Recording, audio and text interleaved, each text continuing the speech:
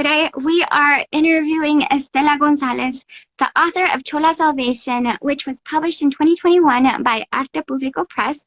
And as described by Publishers Weekly, Estella's debut collection is an inviting tapestry of Mexican-American life rooted in the 1980s East Los Angeles.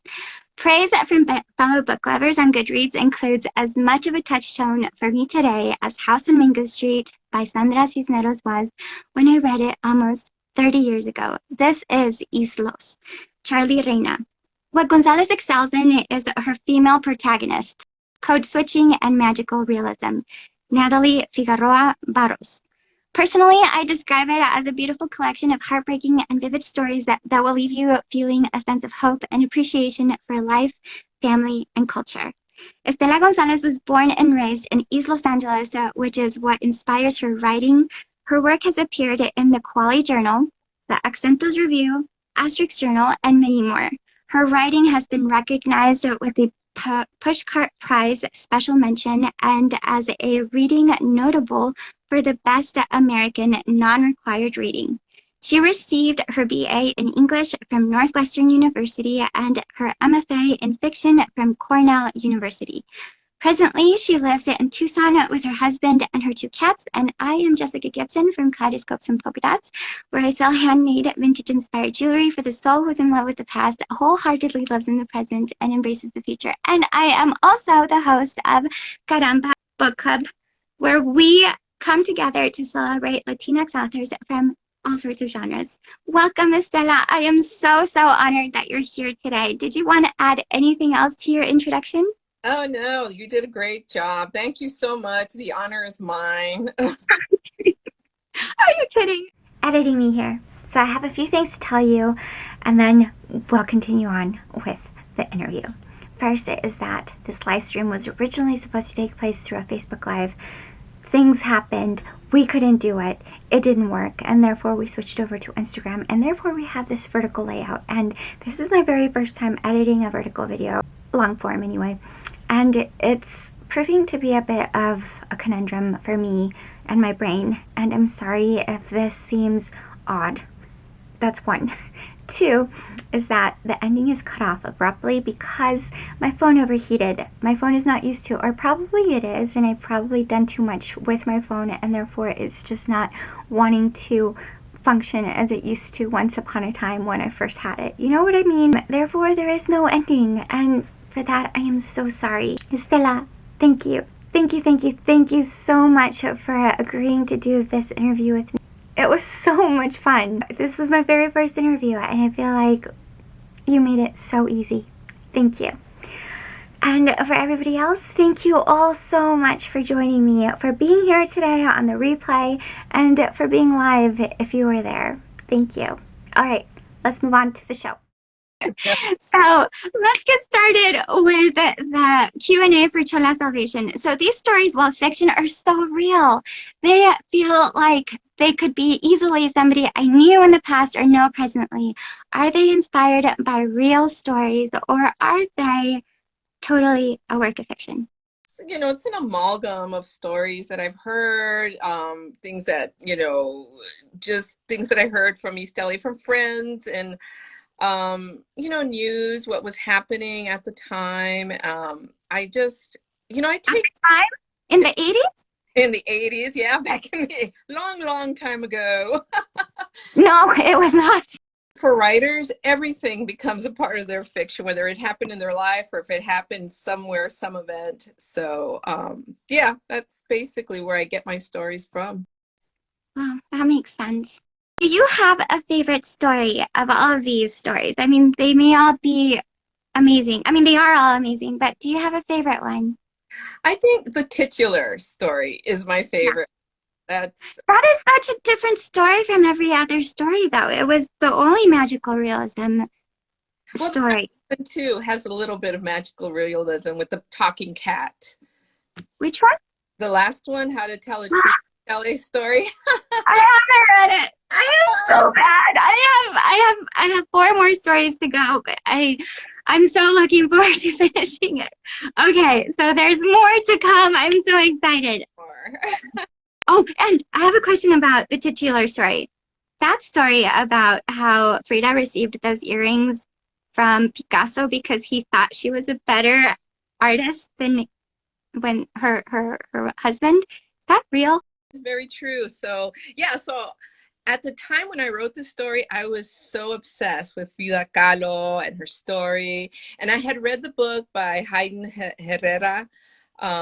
She had Yeah, done I'm in the middle of it. and so she mentions that in Oh, that. she did. Yes, she did. And I, you know what? I forgot I was gonna wear those earrings because I have some earrings like with hands. And I was so excited when I got them. And I'm like, oh my God, these are the Frida Kahlo earrings. So I would highly recommend if you've never done that, because you do jewelry. I think those would be so cool if you did Are a you kidding? I bought the hands. I bought some hands. They are in the works. They will be coming out at some point. At some point. Oh my gosh, there's never-ending list of ideas. I'm sure you have the same thing as a writer. You have all of these ideas in your head and you're like, okay, let's get started. And then you forget. Is there a story that is most personal to you, that is most closely I think close? it's the first story. I mean, that titular story is, something that, I think I told somebody else this, but that, I wish when I was that age, that I had, been more assertive and more, I guess in control, right? Yeah. I mean, that's At that's 15, a I mean, hard stage in life. yeah, it is hard. I mean, as a teenager, and especially as a teenage, Mexican Girl. American daughter, you're very restricted. And, there's so many rules, that are imposed on young, Mexican American, Chicana, Latina women, right? And you want to break out of them, but you're so afraid of what, you're afraid of your parents' disapproval, you're afraid of societal disapproval, and there's so many things you're afraid of when you're 15. But I think some of that is just unnecessary to impose on our daughters and our younger sisters. It's just, I think at that age, I really wanted to be braver and more, I wanted to do more things in my life, but I was just too afraid to do them. I don't know. Does that answer your question? No, yeah, it totally does. So, the Virgin Mary, is she important to you as well? Oh, yeah. I mean, you grow up with the Virgen Oh, de yeah. Guadalupe. I mean, and, we grew up, Catholic, went to church, we did our, First Holy Communion, and, went to confession, which was always traumatic. I never did it. I never went that far. But I can imagine I would always get some sweaty hands thinking about what is it going to be like telling a man all of these things that are going through Yeah, my mind my and God, I'm heart. a terrible person. This is what I did. Yes. I mean, hormones. They're so, Oh, and for girls, I think it's worse. I mean, because yeah, you're the not supposed to acknowledge them. yeah, the Virgencita is just, she's like a model, a role model. She was for us in a way, because she's the Virgencita. She's like very, soft and, she doesn't say much. I mean, that's the way I picture her anyway. But she does what she Yeah. needs, but she will help you. She has some power to help you if you're a good girl, right?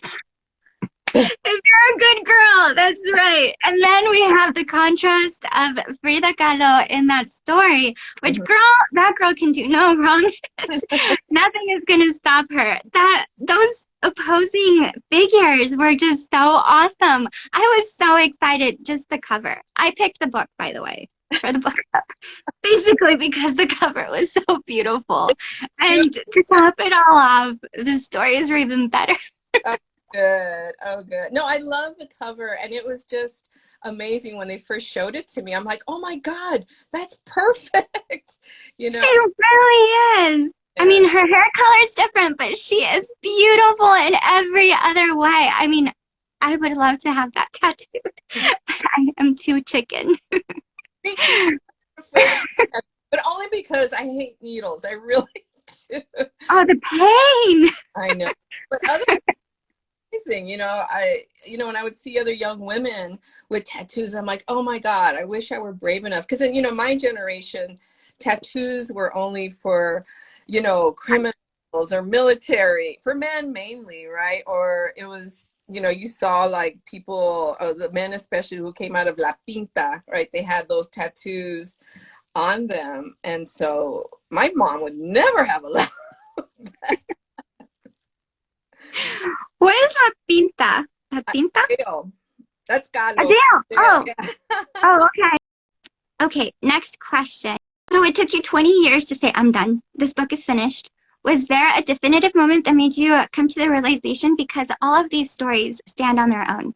It finally happened like when COVID was surging. And Oh! I know. It's pretty recent. Because Yeah!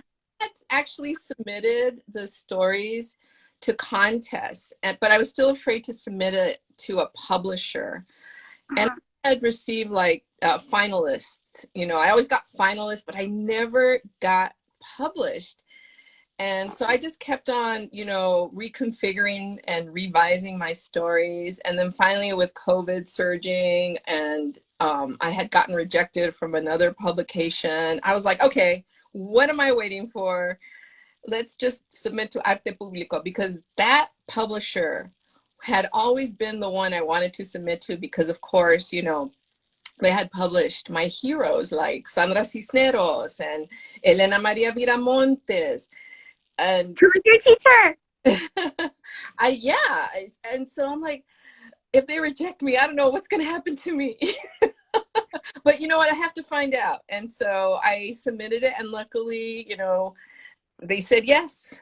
And I was so overjoyed when I heard back from the publisher, and he like contacted me within a couple of days, and I was just so in shock, but I was so happy, and I'm glad I did. And you got to do it. You know what? That's, as a writer, there's always going to be some kind of rejection, but there's also going to be acceptance, so, but you got to keep submitting. That's the only way you're going to know.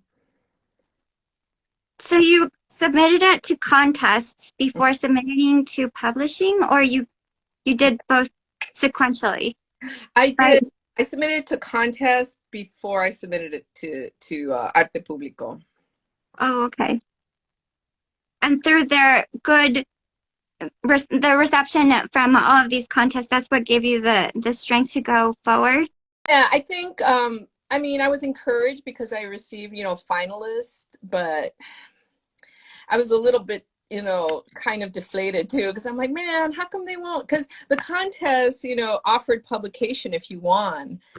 Mm-hmm. But I would always get like this close. And okay.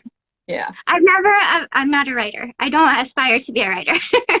But I watch a lot of BookTube and their journeys. I kind of find authors' stories very similar to a jewelry or creator's story. Yeah. Because I mean, you are a creative, you are an artist, and rejection is constant. And criticism is heartbreaking, and it's, again, constant. Failure, it's something you just have to continuously endure, but it's just part of you. So you have to move forward. And I'm so glad you did. During COVID, that's when you finally did it. At least there was something wonderful that came out of everything. Growing up, yay, they're still publishing books. And you know what, of course, people are going to want to read books, during that time, because they were, isolated or, and then obviously, what was heartening too is that I was seeing that a lot of movies were being made, like by Netflix or, they needed books. People needed content, to create movies or TV series. And so, I was super encouraged by that. And it really, felt like, hey, yay, we're fighting. And there were a lot more Latino books being published, it felt like that anyway. Yeah, there were. Okay, let's continue on. These are questions from Rosie B at Book Junkie In Heels on Instagram. If you could pick just 3 songs, because there are so many in your story, and I made a playlist and it's so good. I listen to it all the time. which would you choose if you could only choose three? Okay, if I could only choose three. Well, Love Hangover by Diana Ross. I love that one. I think you made me a fabulous soundtrack. So the Tiburon Tiburon. Oh, I was like, yes, I could hear myself. I can see myself dancing with the ants. Yes, yes. And then also, I don't think this song's in the collection, but I just thought of Isabella, Control by Janet Jackson. Okay, I'll add it. Yeah, that Control by Janet Jackson. I honestly don't know that song. Oh I my, love Janet Jackson. I love that Jackson. I love her, but I can't think of that song. yeah. Isabella. It was from her very first album, and she had broken away from her father, and she finally just took control of her own life. And I'm like, oh my God, that's like Isabella. She finally broke away, and she's trying to take control of her own life. So I thought and it's 80s, super 80s. That was a huge album. So look for Control. Control. Yeah. Oh, I sure will. Well, a question I really want to ask you is one that is kind of very. So the term India is used negatively a few times in your stories that I noted. And when I first read that, I was taken back to a moment in my life where I used those braids and I was like instantly called out as an India and negatively. And it was by somebody who I love.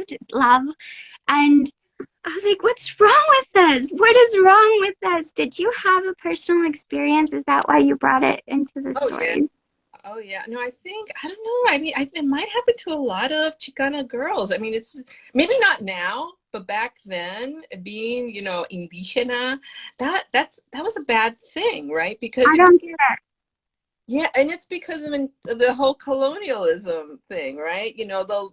We have colorism in our community, which means the lighter your skin, the more European you look, that was better. That was more beautiful. Oh, That standard of beauty back, when I was growing up. And it's still an issue. I just read an interview about John Leguizamo, and he was saying that when he was younger, he tried to stay out of the sun. He didn't want to get dark because he knew, he wouldn't be hired as an actor, which is, sad. But that is sad. I know, but I mean, indígenas, I mean, if you watch telenovelas or even like the movies, like with La India Maria, she was always presented. I mean, she was a heroine, but she was presented as a heroine who was very backwards. She was seen as intellectually inferior. Oh, totally. Yeah, I loved her. That was I so know. fun. Unfortunately, the way they presented her was the way that, they usually presented, indigenous people, Oh, as in movies and intellectually inferior. yeah, or just inferior, period, because they didn't really know Spanish. They were always like, La India Maria was in the city. She didn't know how the city worked. Like, she was like, I'm like, and so I think, and they were always, very poor too. So they were just seen as an inferior, quote, inferior class. And so when somebody threw that at you as an insult, you know what they meant. You knew what they meant. And it's, the darker your skin was, the uglier you were. And Mhm. I think, I don't know, I'm sure that still goes on, but but Yeah. that was also, again, something that's very painful. Evaluating, a girl's looks or a woman's looks, that was something that I think we, as women, we go through as young girls. It's like, how do you look? Are you too thin? You too fat? You too dark? There's always something. There's always something, and I think that's so detrimental to our mental health. Oh my gosh, so much so. In a time, like in a period of your life where it's so hard just to exist because internally you're in battle and externally society is critiquing everything you're eating, everything you're putting on, and the way you wear your hair. Yes, everything. Where what clothes you wear, what shoes you wear. Why don't you wear heels? Why don't you pluck your eyebrows? I mean, it's horrible. The boys don't get as much of it. I'm sure they get something, but not like women. I agree. Another question from Rosie is, would you ever revisit another character from your short story? Yes, actually. Yay! I'm revisiting. You had asked me about this story before we went on IG Live, was the Angry Blood. I'm revisiting the characters of Merced and Lucha. So Lucha's in a couple of other stories, like I Hate My Name, and Suki is another character, because they're all related. And I don't Oh, okay. So you're gonna bring them together? I'm going to bring them together. I'm trying to get a novel together. So hopefully One day. by next One fall. day. Yeah. Take it easy. One step at a time. I know you're a poet as well. Will the poetry come before the novel, or? Oh, well, I haven't got, no, the novel will probably come before the poetry, because I'm trying to get a collection going. But even before that too, I'm hoping to get a movie of the titular story. So I'm trying to get a script together. I'm working on Chola Salvation. Yes. So I'm crossing my fingers and hoping I'm crossing them too. that produced. Where can we learn more about that? Or can we like support that somehow?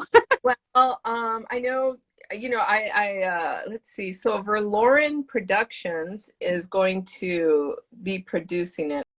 Somebody can, I think Ralph. Ralph, you're on there. Put some info on there. He's one of the producers. Oh, not Verboten, Verlorn. There we go. Verboten Productions would actually be a cool name for production company. Heck yeah, I would. Yeah, but Ralph Esparza just punched it in. It's Verlorn Productions. It's on IMDb, so you can look them up. Oh, hopefully we'll I hope so too. I would love to see Frida on stage again. bring her back. We got to bring the Virgin too. We got to bring her as a badass. I think As a bad. yeah. I mean, we need a chingona Virgen de Guadalupe on the screen. So There is no such person out there right now. So Rosie's question also, who inspired you as a young woman? oh, I had so many inspirations. My family, the women, especially in my family, my mom, right? My sister, my cousins, my grandmother, just, so many. And of course I had, music was a big part of I used to love to listen to the radio all the time. Madonna, believe it or not, was a big inspiration because, she's a Catholic girl. Badass. She's also a badass, former Catholic girl. I think she's into Kabbalah now, but yeah. But I loved her, and I not just her music, but just her attitude. I mean, the way she took control of her own life, right? Her music and writers, my teachers, of course, my English and language teachers were a huge inspiration for me too. They encouraged me to read. Librarians, all those people in our community who, little did they know I would watch them and I would ask them questions about books, what did this person write? How can I find another person or another author like this? I was such a nerd. That's wonderful. You weren't afraid to own it. I was so afraid to own it. Yeah, when you're younger too, it's like, it's not cool to be a nerd, but I was. No. I think they have a moment presently, or they have had, but not back then for me either. Let's go for some fun questions. Is there a book or movie or food dish that you wish more people would experience? Chiles and Nogada. That is like one of my favorite dishes. I hardly ever see it on the menu. What is that? What does it consist of? It's like chiles rellenos. Instead of cheese, it's stuffed peppers, right? Meat with picadillo. It's beef, fruit, dried fruit, nuts. Yeah. What is that? That's not Mexican. What is that? It is Mexican. It is Mexican. Have you ever seen the movie like Water for Chocolate? Yes. That there's in the end when they're doing the wedding for her niece, Tita makes chiles en nogada, and The Nogada part is, it's a walnut sauce made with cream cheese or crema and cinnamon and sugar and brandy. Oh, It is so good. And then they top it off with a sprinkling of pomegranate seeds. Because it's that sounds delicious. supposed to be the color of the Mexican flag. So on September 13th, is it 13th or the 15th? I think it's 16. I don't know. The 16th. El Día de Independencia, Yeah. right? So in September, this is a traditional dish from Puebla for Independence Day. I just recently bought my first cookbook for Mexican food. I did not see that there, but I will look it up. Too. I use a cookbook too, but I had never heard of that dish until I saw that movie. And that's when you went out and made it. Yes. Oh my gosh, I have to make it. Oh, Yeah. thank you.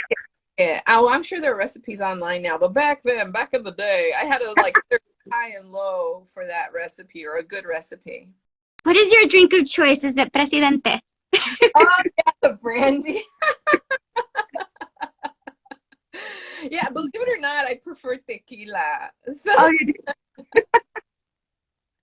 I just made it more often to your stories. wine. Actually, you know what? I do wine over tequila, but you know, I'm from California too. You know, we got to do our California wines. Is there a favorite Mexican dish that you like other than chile en nogada? Mom's homemade flautas with a tomatillo and aguacate sauce. It is Oh, good. It is so good. I got to get the recipe soon. you do, and when you do, share it with me. I would love to include it. Oh, I love her flautas. They are just the best. And her refried beans. Oh my God, those are so good. I mean, you know what? Mom always makes the best. She also makes the best. Yeah. Oh yeah. I tried all of these cookbooks. They are really lovely, but my mom somehow ends up making it so much better. Yeah. Love, right? It's maybe. And that's just that. She goes with pinches of this and dashes of that instead of a teaspoon, which is how I cook, which I guess makes a big difference. She just knows. She has an instinct for it. I wish I would have paid more attention when I was younger. On how to cook. My mom would always tell me to go away, and I understand now as a cook. I don't want anybody in the kitchen. No, I'm like, leave me alone. She wanted us there because she's like, one of these days, you're going to marry somebody and you're going to need to cook for them. And that was a turnoff. You know, I'm like, I'm not going to cook for no man. I should have just figured out, you know what, just cook for myself. God. Yes, because food is nourishment. It's amazing. Yes. I love to eat. I mean, we all love to eat. But it's nourishment for your soul, too. It's not just your body, but you need it for your soul. I mean, in college, I lived off of ramen. Once we graduated, I was like, I don't feel well. This doesn't feel good. I need actual vegetables. I know, but oh my. And then during Christmas time, no se diga, right? With the buñuelos, tamales. Oh my gosh. Tell me about it. I know. I knew it going forward that, I mean, in October, I was like, I'm going to gain weight. It's fine. Let's just do this. It's the holiday season. We're not going to get this every year. We have enough people policing our bodies, you know. Just, you know, just enjoy your life. Enjoy your body, you know, whatever it looks like, you know. I know it's easier because we've been just conditioned to always constantly, you know, be conscious of what we look like, but I know. food. That's something we have to constantly work on. I know I do. Constantly. Instagram is so hard sometimes. I love watching beautiful girls on here. I do, but oh man. It's hard. It's interesting with all. Okay, so my phone is gonna get really hot, so we're probably gonna end up cutting this short. Oh, I'm so sorry. Don't worry about it. I will leave Estella's contact information down in the description box in case you're interested in following her on her Instagram, on her Facebook. I think I have her Facebook. I feel like I have her Facebook. I don't know. I'll check. And I will also leave a link to her website and a lot of other things because we mentioned a lot of things, specifically that dish.